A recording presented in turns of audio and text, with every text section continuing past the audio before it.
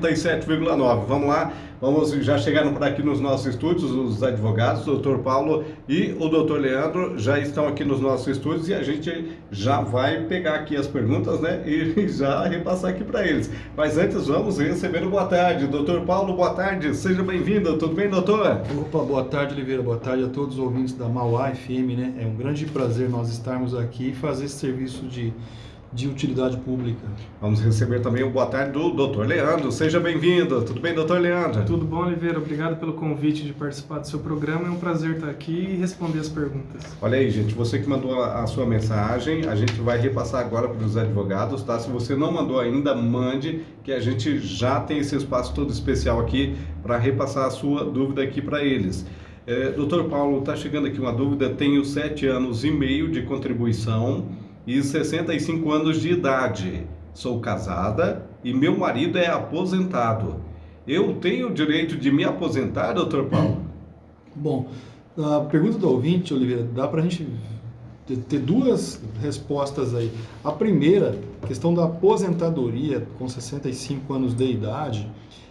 Para você se aposentar, você que é mulher, você se aposenta tendo mais de 60 anos, na verdade, hoje é 61 anos e meio, em 2021, né?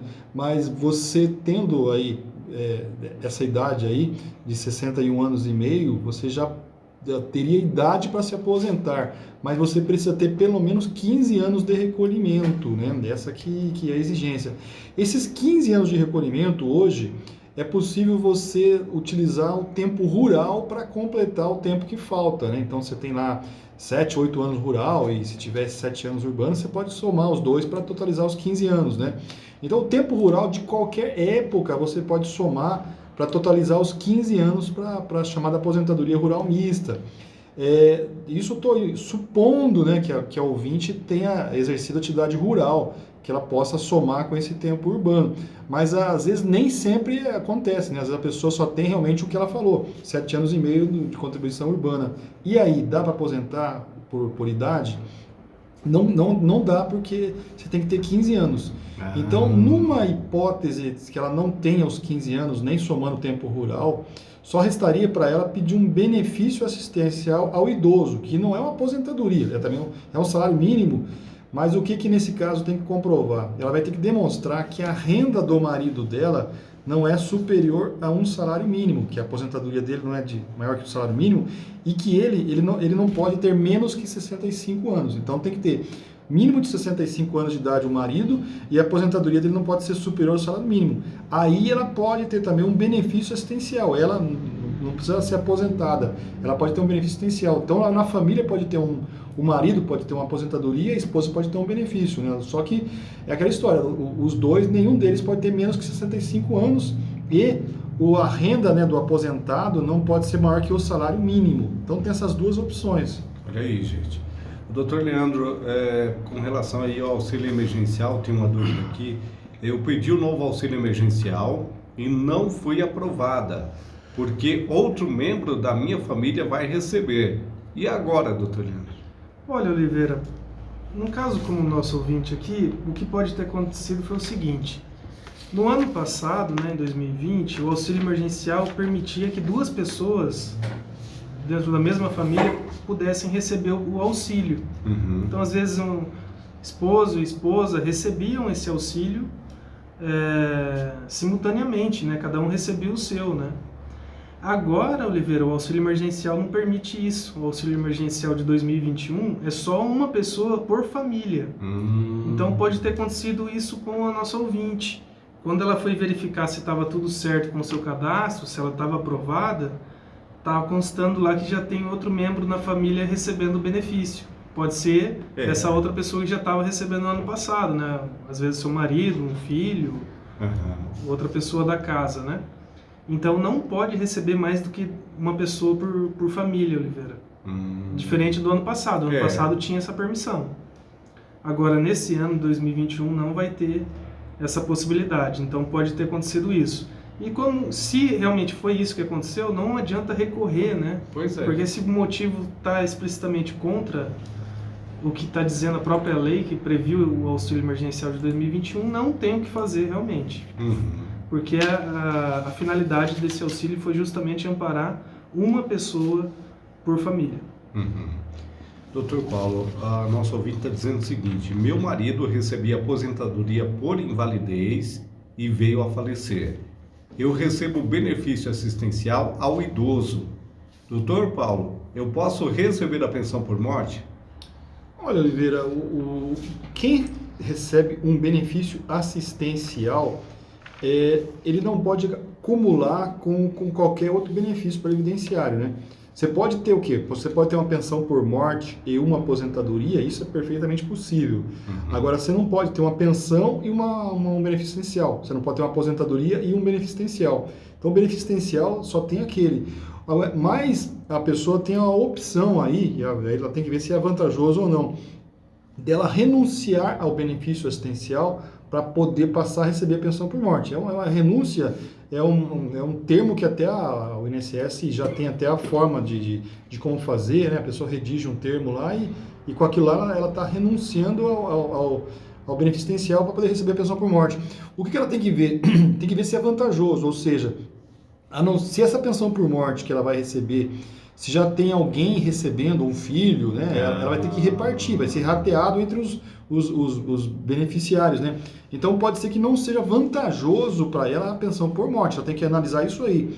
Se não tiver ninguém recebendo a pensão, vai ser só ela e não vai ser rateado, aí tudo bem, a gente recomenda até ela fazer a renúncia ao benefício assistencial. Porque caso contrário, se tiver alguém recebendo, pode ser que seja mais vantajoso ela continuar com o benefício, né? E não posteriormente, né? O filho, por exemplo, a partir do momento que o filho atinge 21 anos de idade, né? Ele deixa de receber a pensão, então talvez naquele momento, se for o caso, né? Ela pode pedir a pensão por morte, renunciando ao benefício. Doutor Leandro, tem uma situação aqui, eu pedi as contas e a empresa está me enrolando para fazer o acerto, doutor Leandro. Nesse caso, o que eu posso fazer? É uma situação bem complicada, né, Oliveira?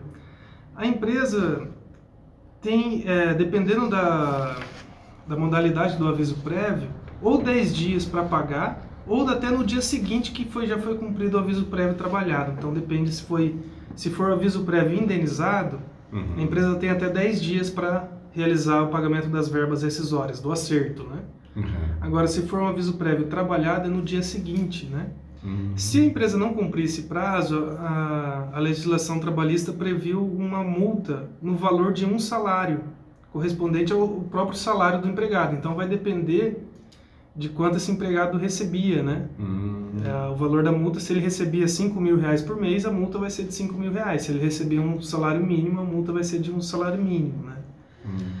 Então é isso, Oliveira, tem essa consequência se a empresa não pagar no prazo, mas se não conseguir resolver na via extrajudicial, tem a via judicial para tentar resolver esse conflito, né? Então é isso que o nosso ouvinte deve procurar, né? Informações com o advogado, com o sindicato, para saber o que ele pode fazer se a empresa não está pagando, não pagou as suas verbas rescisórias, né? Doutor Paulo, a dúvida de agora é um pouquinho extensa. A pessoa está dizendo o seguinte: eu não trabalho desde 2017, mas sempre trabalhei registrada e tenho quase 20 anos de INSS desde 1994. Tive câncer de mama recentemente e agora farei o tratamento de quimioterapia e radioterapia. Como não estou trabalhando, doutor Paulo, terei direito ao benefício? Bom, essa é uma questão bem complicada, Oliveira. A primeira coisa, para você ter direito a um auxílio-doença, o que você precisa comprovar por INSS? Comprovar primeiro a sua qualidade de segurado e depois a doença. E a qualidade de segurado, o que é o mais importante do segurado? Às vezes a pessoa não está mais recolhendo e acha que não é mais segurado. Então você tem que observar o seguinte: depois que você deixa de recolher, você permanece ainda 12 meses segurado. Essa é a regra básica Então você não precisa estar recolhendo, mas por menos 12 meses depois do último recolhimento você permanece segurado.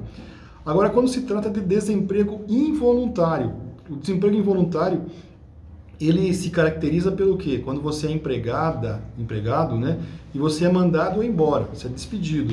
Então, o desemprego involuntário é isso. Primeira coisa, você tem que ter sido mandado embora. E aí você não conseguiu mais arranjar emprego, né? É diferente de quando você pede as contas e não consegue ser inserido novamente no mercado de trabalho, né? Porque aí a justiça entende que não está caracterizado desemprego involuntário, porque foi você quem pediu as contas. Então é isso, tem que ter pedido você tem que ter sido demitido, né? E não conseguido emprego. E aí o desemprego involuntário. E aí esse tempo que a gente fala de 12 meses, que é o período de graça, o período que você fica segurado sem receber, ele é prorrogado por mais 12. Então você pode ficar 24 meses sem recolher para o INSS e você permanece segurado. E tem uma última exceção também, que é no caso em que a pessoa tenha mais de 10 anos de recolhimento sem ter perdido a qualidade de segurado, né? Então, esses 24 meses que a gente fala aqui, que o desemprego involuntário, pode ir para mais 12 meses, quer dizer, você pode ficar 3 anos sem recolher, desde que você tenha caso de desemprego involuntário e tenha mais de 120 recolhimentos sem ter perdido a qualidade de segurado. Então, é uma exceção. No caso específico da ouvinte aqui, Oliveira, ela fala que desde 2017 não recolhe mais, mas agora nós estamos em 2021, né? Já são 4 anos. Então, ela, para todos os efeitos, ela já não é mais segurada da Previdência, tá? Pois é. O que nesses casos a gente tem que orientar ela? Olha, o benefício que você teria direito seria o auxílio-doença, mas você tem que ser segurada. Agora, se você falar assim, mas tem algum outro benefício? Existe um benefício assistencial ao portador de deficiência, mas esse benefício assistencial a pessoa tem que estar inválida, né?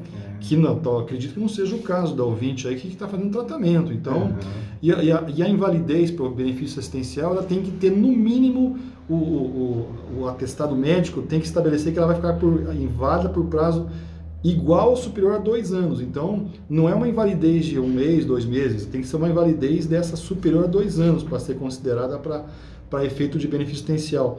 Então, nesses casos aqui, a gente está vendo aqui, do caso da ouvinte, ela está num limbo, né? Quer dizer, ela não consegue o benefício assistencial porque não é inválida e também não consegue o auxílio-doença, por quê? Porque não é mais segurada. Então, é um desses casos que realmente não tem previsão legal, Oliveira, para recebimento de benefício. Ela tem que torcer para recuperar e tocar o barco, mas não tem condição de dar, nem na justiça, conseguir um benefício, auxílio-doença ou benefício assistencial. Doutor Leandro, eu trabalho numa firma onde eles nos obrigam a bater o cartão ponto e voltar a trabalhar depois do expediente normal. Isso acontece pelo menos 3 vezes por semana, doutor Leandro. No nosso ponto, não consta os horários que fazemos de horas extras. Nesse caso, como eu consigo provar as minhas horas extras? Infelizmente isso acontece muito, né, Oliveira? Meu Deus. O que dá para... respondendo objetivamente a pergunta do ouvinte, né? Como dá para comprovar isso? Mediante testemunhas. Se não consta no cartão ponto, a informação do cartão ponto está errada, ou seja, ele não saiu às 6 horas, ele saiu às 8, mas ele teve que bater o ponto às 6 horas e voltar a trabalhar, né? Pelo que o nosso ouvinte está falando, mais ou menos, deve ser mais ou menos isso a situação dele, né? Como ele vai provar que trabalhou até as 8 horas, né? Mediante colegas de trabalho que também trabalharam, que presenciaram ele trabalhando até esse horário, e depor isso em juízo, né? Contestando essa prova do cartão ponto, né? Então há a possibilidade sim de ser impugnado esse cartão ponto, né? E essa prova ser afastada, né? Esse documento ser afastado para fins de prova e prevalecendo a versão das testemunhas, né? Prevalecendo aquilo que realmente aconteceu naquela empresa, né? Isso porque qual que é o fundamento disso, né, Oliveira? No processo do trabalho tem um princípio que chama primazia da realidade sobre a forma. Ou seja, a realidade vale mais do que a forma. Então a forma, vamos supor, é o cartão ponto. Esse é o papel, esse é o documento. Mas a realidade prevalece. Se for na realidade ele fez até 8 horas, prevalece às 8 horas. Não prevalece o que está no papel, no cartão ponto, que está escrito que ele saiu às 6. Então, isso, mediante essas testemunhas que presenciaram esse fato, pode ser revertido, pode ser questionada essa prova e prevalecer a realidade, né? Doutor Paulo, a dúvida que está chegando agora é contribuir para o INSS após o início da gravidez. Será que eu terei direito ao salário maternidade, doutor Paulo? Bom, Oliveira, a gravidez, o salário maternidade, né, que é um benefício devido para a segurada empregada ou para a segurada contribuinte individual ou para a segurada especial, né, ele tem que ter o quê? Ter uma regra que exige a carência. O que é a carência? É um tempo mínimo de contribuição para você ter direito ao benefício. Qual que é a carência do salário maternidade? São 10 meses. 10 meses significa o quê? Uma pessoa que, por exemplo, que engravidou hoje, não tinha nenhum recolhimento e vai pedir um salário maternidade, ela vai ter que ter 10 recolhimentos na data do parto. 10. Então, se você engravida hoje, né, e a gestação leva 9 meses, é impossível, né? Na natureza é impossível a pessoa conseguir um benefício antes dos 9 meses, né? Tem que ter que a carência são 10 meses. Mas o que acontece? Existem casos em que a pessoa já tem contribuições no passado, isso há 5 anos atrás, 2 anos atrás, 10 anos atrás, ela já tem recolhimentos, né? Só que hoje ela não é mais segurada. E aí o que acontece? Você pode passar a recolher a partir de agora para poder somar com as contribuições que você já teve no passado, né? Para totalizar os 10 meses. De acordo com a justiça é possível, sim. Ou seja, você tem lá 2 anos de recolhimento no passado e ficou grávida agora, né? E se você passar a recolher a partir de agora, você vai ter o quê? Vai ter 9 recolhimentos, né? Você não vai ter 10. Mas você pode somar com os recolhimentos do passado. O que a lei fala nesse caso? Se você perdeu a qualidade de segurado, você pode readquirir essa qualidade para pedir o benefício mediante o recolhimento de metade da carência. Então, se metade da carência, se a gente está falando do salário maternidade, que são 10 meses, você tem que recolher 5 meses, tem que ter 5 recolhimentos a partir de agora, para poder somar com os recolhimentos lá do passado, né? Para totalizar os 10. Então é isso, você tem que recolher metade da carência. Você está grávida hoje, mas você tem recolhimentos lá no passado, pode recolher agora. Pode passar a recolher a partir desse momento. Você tem que ter no mínimo 5 recolhimentos feitos até a data do parto para poder somar com o tempo anterior. Lógico que tem que ter 10, que é a carência, né? Mas você pode somar o de agora e o do passado, né? Isso que o ouvinte tem que prestar atenção. Uma coisa importante também, Oliveira, nós estamos falando da segurada que é quem? Que trabalha por conta própria.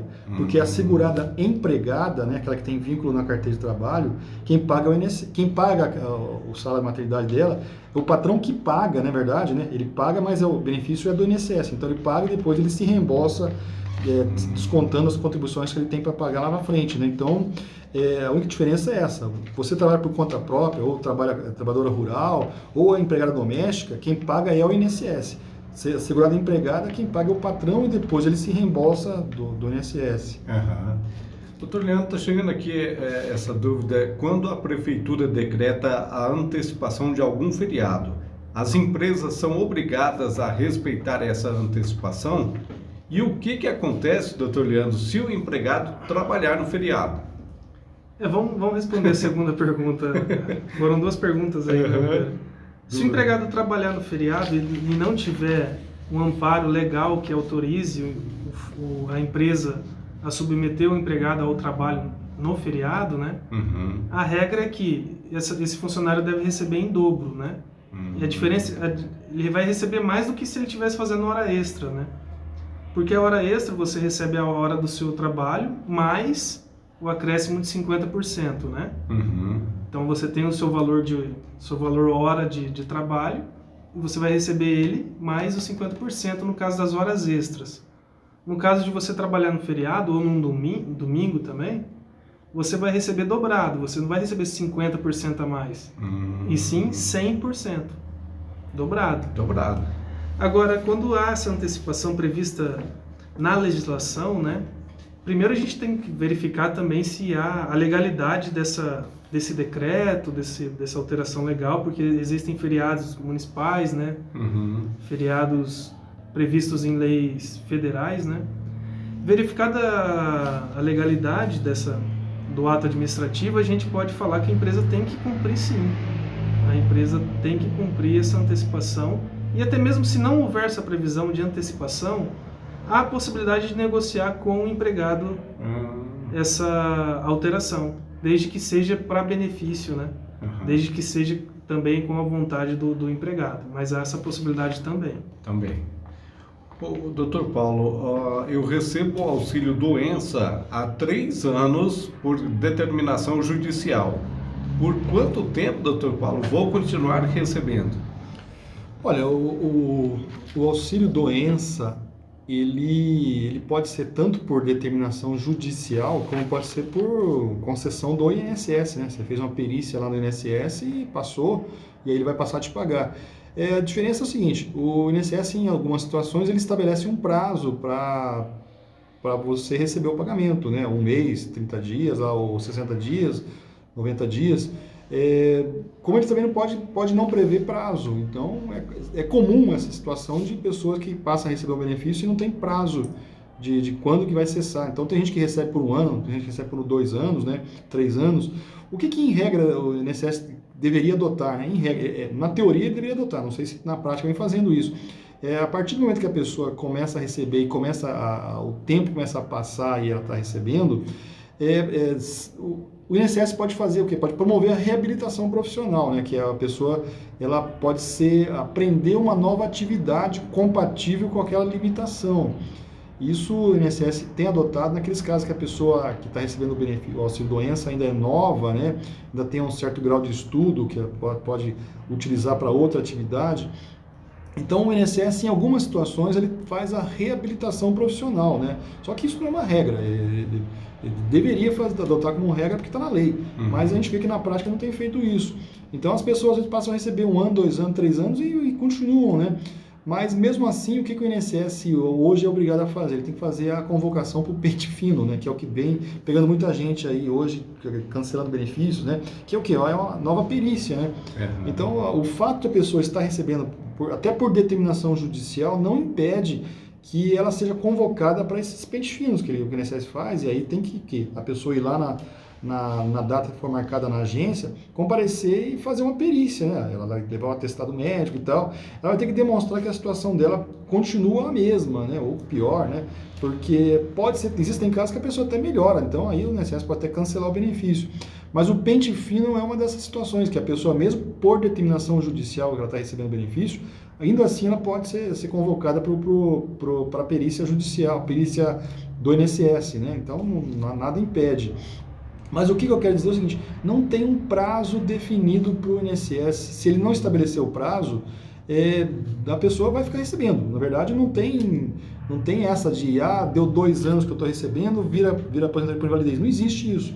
Não existe um prazo, então a lei não fixa prazo mínimo, prazo máximo, né? Então vai depender de uma análise que o INSS vai fazer caso a caso. Ele pode até convocar a pessoa com a reabilitação, pode convocar esses pentes finos, isso a pessoa está sujeita a isso. Mas então não tem um prazo definido, se não foi fixado, vai depender do caso concreto que o INSS vai chamá-lo novamente, futuramente.